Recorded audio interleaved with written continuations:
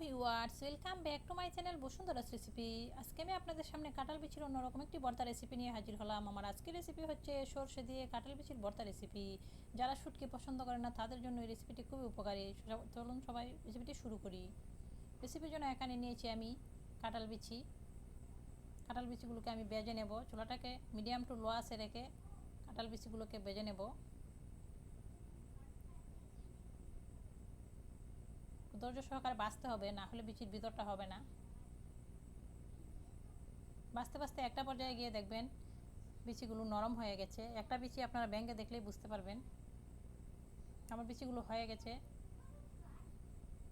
নামিয়ে নিলাম। এখন আমি দিয়ে দিলাম 5টা শুকনো মরিচ একটি তাওয়াতে। 5 থেকে 6টা শুকনো মরিচ আর রসুন কোয়া দিয়ে দিলাম কয়েকটা। এগুলোকে একটু ভেজে নেব।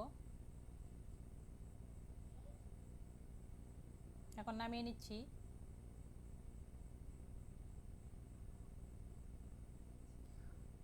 এখানে রসুন কোয়া, 2টা নাগা মরিচ আর বিচিগুলোকে খোসাটা ছাড়িয়ে নিয়েছি। আর নিয়েছি 2 চা চামচ পরিমাণ সরিষে। এগুলোকে এখন আমি পাটায় পিষে নেব। আর মরিচগুলোকে ভেঙে নিলাম যেগুলো ভেজেছিলাম। এখানে নিয়েছি একটা বড় সাইজের পেঁয়াজ কুচি, পরিমাণ মতো লবণ দিয়ে দিলাম। সরষে আর নাগামরিচ আমি একসঙ্গে বেটে নিয়েছি, আর এগুলোকেও পাটাতে আমি বেটে নিয়েছি। চাইলে আপনারা ব্লেন্ড করতে পারেন। এখন খুব ভালোভাবে মিক্স করে নেব। রেসিপিটা দেখার পর দিয়ে দিচ্ছি এখানে সরষে তেল অল্প পরিমাণ। রেসিপিটা দেখার পর অবশ্যই লাইক কমেন্ট শেয়ার করতে ভুলবেন না। আমার রেসিপিটা যদি ভালো লাগে অবশ্যই আমার চ্যানেলকে সাবস্ক্রাইব করে পাশে থাকবেন। আমি রেসিপিটি খুব সহজভাবে দেখিয়েছি, একবার হলেও আপনারা ট্রাই করবেন। পরিবেশন করে নিচ্ছি।